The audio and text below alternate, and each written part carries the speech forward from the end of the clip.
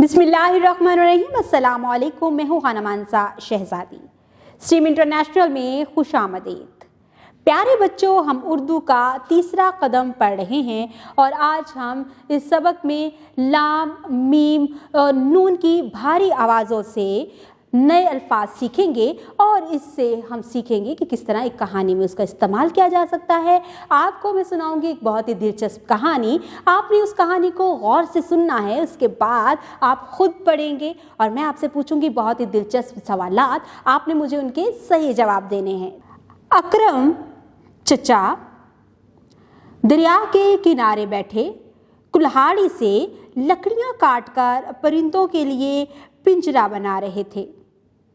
करीब ही गामू कुम्हार दरिया की गीली मिट्टी से बर्तन बना रहे थे। कुम्हार ने अकरम चचा से नन्ही नन्ही लकड़ियां मांगी ताकि इन्हें चूल्हे में जलाकर अपने बर्तन सुखा सके। प्यारे बच्चों, यहाँ पर आपको इस तस्वीर के मुताबिक एक कहानी सुनाई गई है। अब आप खुद इस कहानी को पढ़ें और मैं आपसे कुछ सवाल पूछूंगी। अकरम चचा दरिया के किनारे बैठे क्या कर रहे थे? कुल्हाड़ी से लकड़ियां काटकर परिंदों के लिए पिंजरे बना रहे थे। करीब कौन बैठा था? गामू कुम्हार। वो क्या कर रहा था? वो गीली मिट्टी से बर्तन बना रहा था और कुम्हार अकरम चचा से क्या कह रहा था?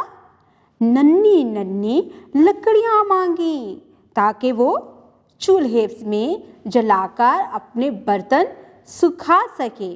सरगर्मी। तुलबा से ऊपर दिए गए मंजर में मौजूद बर्तनों की गिनती करवाएं।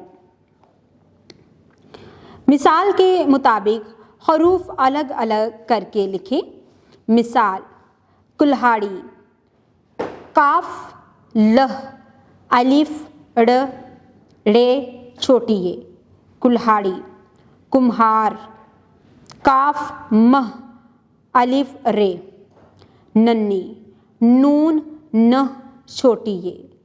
चूल्हे, चे वाओ लह बड़ी ये। बराए उसासा। तुलबा को दिलचस्प अंदाज में भारी हरूफ की कहानी सुनाएं। तुलबा से कहानी के मुतालिक सवालात पूछें ताकि तुलबा की फ़हम का जायज़ा लिया जा सके। कहानी में लह, मह, नह से बनने वाले अल्फाज तख्ता तहरीर पर लिखें। नेज़ तुलबा को बताएं कि लह और मह से कोई लफ्ज़ शुरू नहीं होता। बाद अज़ा ये अल्फाज बुलंद आवाज़ से तुलबा से बारी बारी पढ़वाएं। दिए गए अल्फाज के हरूफ अलग करने में तुलबा की रहनुमाई कीजिए।